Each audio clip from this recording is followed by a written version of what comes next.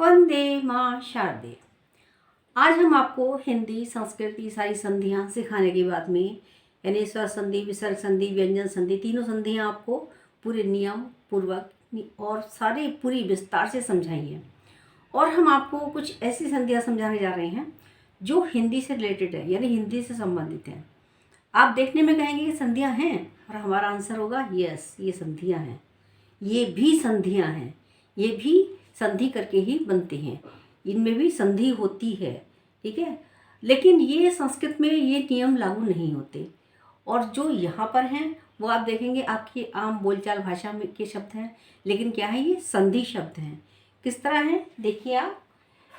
देखिए हिंदी की अन्य संधियाँ, ये हमने आपको हेडलाइन से सब बताने जा रहे हैं। हिंदी में संधि के कुछ नियम, ठीक है। कुछ नियम कैसे हैं। हिंदी के अपने तद्भव तथा आगत दोनों ही प्रकार के शब्दों पर संस्कृत संधि के नियम लागू नहीं होते, वो अपने हिंदी के ही नियम होते हैं। किस तरह होते हैं वो आप देखते जाइए। महाप्राणीकरण और अल्प प्राणीकरण। देखिए अल्पप्राण महाप्राण, हमने आपको जब आपको वर्णमाला सिखाई थी और इसमें विन्यास सिखाया था, तो उसका आपको वर्णमाला विन्यास वगैरह जब हमने आपको कंप्लीट कराया था तभी हमने आपको ये सिखाए थे अल्पप्राण क्या होते हैं, महाप्राण क्या होते हैं, ठीक है। अब ये इसको देखिए, अगर आपकी स्मृति से कहीं बाहर हो गया हो तो दोबारा फिर से पढ़ सकते हैं, पढ़िए, ज्ञान प्राप्त कीजिए उसका फिर से। जहाँ किसी शब्द के अंत में अल्प प्राण ध्वनि हो और उसके आगे है ध्वनि हो, ठीक है, अल्प प्राण ध्वनि प्लस है ध्वनि, तो दोनों का क्या हो जाता है, वहाँ प्राण में परिवर्तित हो जाता है, महाप्राणीकरण हो जाता है, यानी अल्प प्राणीकरण का महाप्राणीकरण हो जाता है। यानी एक बार फिर से देखिए, जहाँ किसी शब्द के अंत में अल्प प्राण ध्वनि हो और उसके आगे है ध्वनि हो, ठीक है, अल्प प्राण प्लस है तो बराबर क्या बनेगा, महाप्राण में परिवर्तित होकर के शब्द बन जाएगा। कैसे बनेगा, अल्प प्राण ध्वनि महाप्राण ध्वनि में परिवर्तित हो जाती है। कैसे परिवर्तित होती है देखिए, सब, ये क्या है आपका अल्प प्राण और ये हा, ठीक है। अभी हमने नियम बताया था आपको, क्या बताया था, यानी अल्प प्राण प्लस हा, यहाँ अल्प प्राण में ब, ठीक है, अ, और यहाँ पर क्या है ही, यानी कि हा, तो क्या बनाएगा सभी। ये शब्द भी संधि से ही बना है, सब प्लस ही बराबर सभी। और इसी तरीके से अब प्लस ही क्या बनेगा, अभी, तब प्लस ही तभी, इन प्लस ही इन्हीं। आगे और शब्द देखिए और अन्य नियम भी समझिए। अल्प प्राण और है मिलकर महाप्राण बना। अब देखिए महाप्राण ध्वनि का अल्प प्राण में परिवर्तित होना कैसे होता है, देखिए किस तरीके से होता है, वो नियम आप देखेंगे यहाँ पर। और आपने ये शब्द पढ़े हैं लेकिन उनमें संधि है वो आपको नहीं पता होगा। जैसे पढ़ शब्द है, इसका क्या बनता है, पढ़, कभी कभी, दूध दूध, छठा छठा, तो यहाँ पर क्या हुआ आपका, कौन सी ध्वनि हुई, अल्प प्राण हो गई, ठीक है। आगे देखेंगे ध्वनि का लोप होना। देखिए अभी तक तुमने बताया कि अल्प प्राण से महाप्राण होना, महाप्राण से अल्प प्राण में परिवर्तित होना, लेकिन ध्वनि लोप भी हो जाती है। किस तरह लोप होती है देखिए, ध्वनि का लोप होना, ही होने पर है व्यंजन का लोप होना, ठीक है, ही, जैसे कब प्लस ही, ठीक है, तो लेकिन इसमें क्या है, आपका है व्यंजन का लोप हो जाना। है व्यंजन किस तरह लोप होता है, यह प्लस ही बना यही, या इसको हम यही बोलते थे, यही बोलते हैं, और क्या बोलते हैं, ये ही भी बोलते हैं, यही या ये ही, नहीं, यही वह पुस्तक है, ये ही वह मनुष्य हैं, इस तरीके से का क्या आता है यहाँ पर, यह प्लस ही यही, यानी ये ही। और है क्या है यहाँ पे, हलंत, क्या हो गया, इसका शून्य हो गया, यानी कि ध्वनि लोप हो गई, अर्थात है का लोप हुआ, ठीक है क्या हुआ, ये वाला है आपका क्या हुआ, लोप हो गया। तो क्या बन गई ये लोप है कि क्या बना, यह प्लस ही यही रह गया आपका, तो यहाँ पे है शून्य हो गया, अर्थात है का लोप हो गया। अब देखिए इसी का अगला एग्जाम्पल देखिए, किस प्लस ही बराबर किसी, ठीक है, इस है का लोप हुआ तो किसी हो गया यहाँ पर, इस है का लोप होने के बाद में, ठीक है, ये बड़ी की मात्रा यहाँ आ गई तो किस तरह बन गया, किसी, वह प्लस ही वही, वही कंडीशन यहाँ पर है जो यहाँ पर थी, उस प्लस ही क्या बना, उसी, क्या हुआ, इसके है ध्वनि का लोप हो गया, यानी ये जो है व्यंजन है आपका, तो इसका क्या हुआ, आपका लोप हो गया। दोनों पदों की ध्वनियों में भी लोप की स्थिति होना, यानी दोनों पदों में से भी लोप हो जाती है। किस तरह होती है, यानी पहले पद में से भी और दूसरे पद में से भी। और बनता क्या है आगे, परिवर्तित रूप क्या होता है वो समझिए आप। कहाँ प्लस ही, कहीं। अब देखिए इसमें से आ, ये वाला चंद बिंदु का आ और ये वाला क्या है, ई, ठीक है, इसका लोप हो गया। ये आ का लोप हुआ, ये ई का लोप हुआ, तो क्या बना, लोप होकर के कहीं बना। कहाँ प्लस ही, कहीं। आ और ई दोनों का लोप हो गया।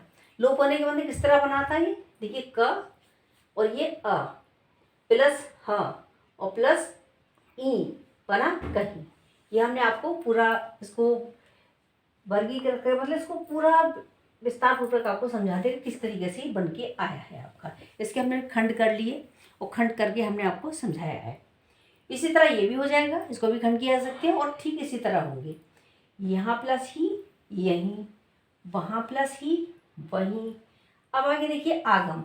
आगम करते थे आना, ठीक है, कुछ गायब होना, कुछ उसके स्थान पर आ जाना। किस तरीके से आगम होता है, देखिए आप, हिंदी में एक साथ दो स्वर उच्चारित नहीं हो सकते। देखिए जहाँ दो स्वर एक साथ आ रहे हों, दो स्वर एक साथ आ जाएं तो उनका उच्चारण नहीं करते, तो उनके स्थान पर क्या होता है, आगम हो जाता है। दो स्वर आ भी जाएं तो उनके स्थान पर आगम का हो जाता है। किसका आगम होता है, यह व्यंजन का आगम होता है। ये हमने परिभाषा में समझाया आपको। हिंदी में एक साथ दो स्वर उच्चारित नहीं होते हैं। यदि दो स्वर आ भी जाएं तो दोनों के बीच में यह व्यंजन का आगम हो जाता है। इसके आगे एग्जाम्पल देखें आप। जब दो स्वर एक साथ आते हैं, ठीक है, तो क्या होता है वहाँ पर, ये दो एक साथ प्रयोग ही नहीं किए जाते, तो उनका क्या होता है, उनके स्थान पे क्या हो जाता है, वहाँ पर या आगम हो जाता है, ठीक है। ला प्लस आ क्या बना, ला या, यानी ये का आगम हो गया, ठीक है। तो ये क्या था, ला आ, यहाँ भी आ स्वर है और यहाँ भी आ स्वर है, यहाँ भी आ यहाँ भी आ, तो इसको बोलेंगे कैसे, ला आ नहीं बोल सकते ना, तो किस तरह बोलेंगे, ला या, यानी यह का आगम हो गया, यह व्यंजन का आगम हुआ यहाँ पर, तो बना लाया। इस तरीके से अगला एग्जाम्पल आपका कवि प्लस ओ, यहाँ पे ई और ओ, तो क्या हुआ यहाँ पर, ये भी दो स्वर हैं और इन दोनों के स्थान पे आगे क्या हुआ, इस ओ का क्या हुआ, यो, यानी कवि यो, यह का आगम हुआ।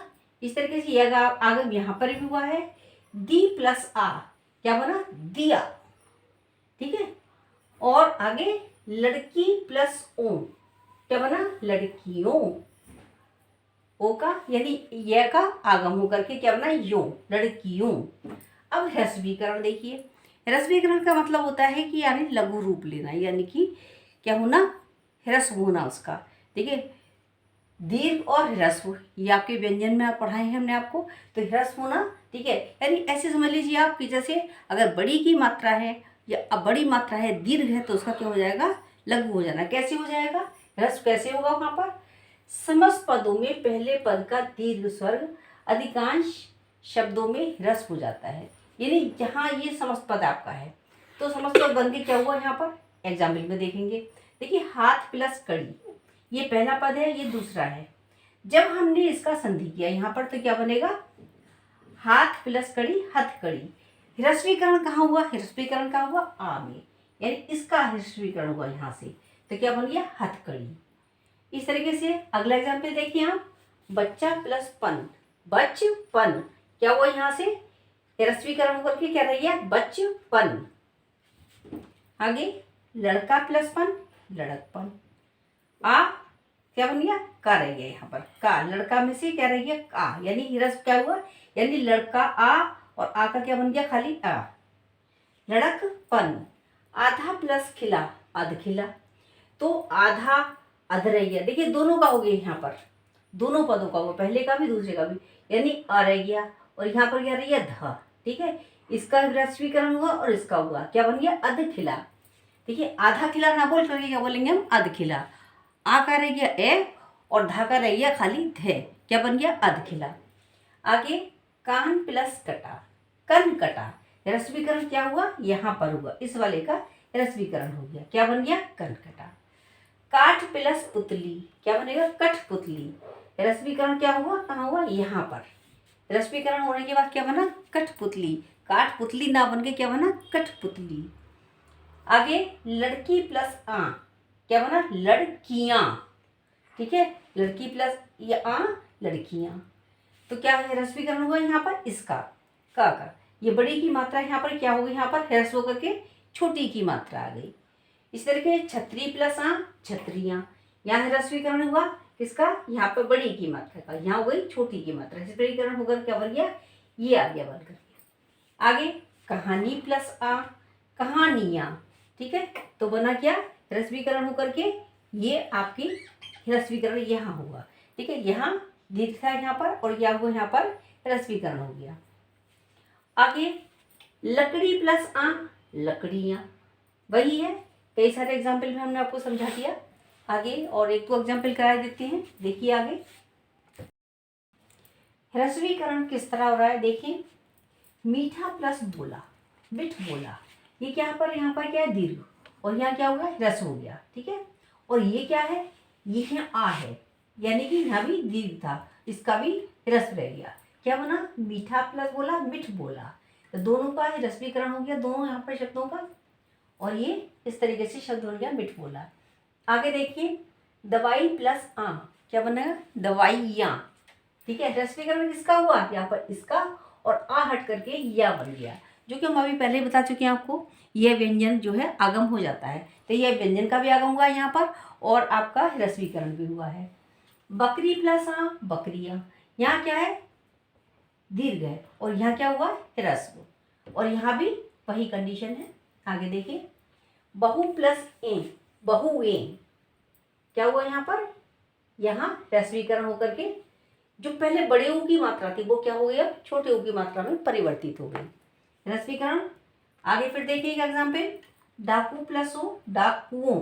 क्या बना, यहाँ पर रश्मीकरण हुआ आपका, छोटे ऊ की मात्रा में परिवर्तित होने के बाद में। इसी तरह हिंदू प्लस ओ, हिंदुओं।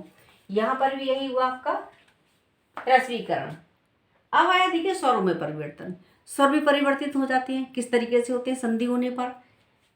घोड़ा प्लस सवार, घुड़सवार। अब हम ये तो नहीं बोलेंगे घोड़ा सवार, नहीं, क्या लिखेंगे, घुड़सवार। ठीक है, अगला एग्जाम्पल देखिए, लकड़ी प्लस हारा, लकड़ी हारा नहीं, लकड़ हारा। पानी प्लस घाट बना पन घट। तो यहाँ पर भी स्वर में परिवर्तन हो गया। छोटा प्लस भैया, छुट भैया। मोटा प्लस पा, मोटा पा। और लोटा प्लस इया क्या बना, लुटिया। अब देखिए यहाँ पर हमने स्वर परिवर्तन भी देख लिया, रश्मीकरण भी देख लिया, अल्पप्राणीकरण और महाप्राणीकरण भी आपको समझा दिया।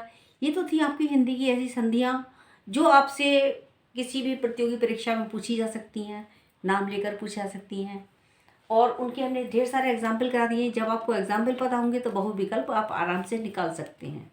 तो आज ये संध्या कंप्लीट होती हैं, और आगे की वीडियो का इंतजार कीजिए। अगली वीडियो में हम आपको सिखाएंगे समास।